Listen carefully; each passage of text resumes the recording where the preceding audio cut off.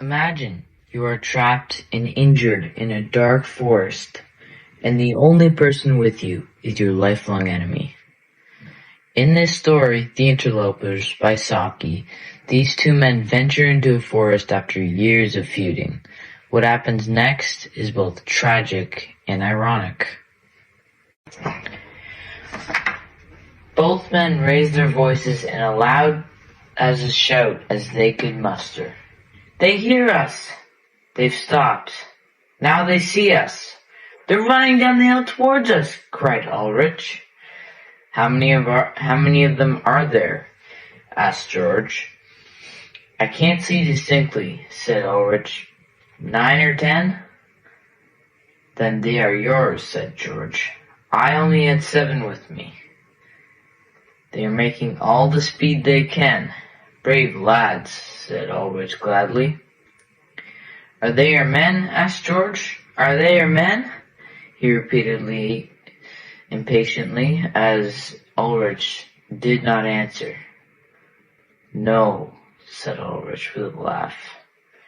The idiotic, chattering laugh of a man unstruck with hideous fear.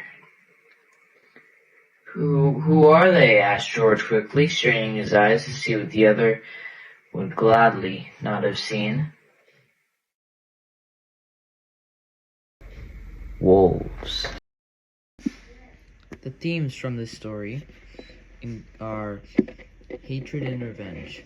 Ulrich and George continue a family feud over land for generations. Man versus nature. Falling tree traps both men in the forest. Nature is more powerful than human pride or rivalry. Humans are not in control. Pride and ego. Both men refuse to apologize. Pride makes conflict worse and prevents resolution. Irony. Just as they reconcile and call for help, wolves approach. The falling tree. As if nature decided the fate and intervened on the quarrel between Ulrich and George. Irony. The story ends with both characters forgiving each other, but right as they do that, they see their fate. Though Ulrich and George's story ended tragically, they remind us that conflicts, no matter how intense, are no comparison to the forces beyond our control.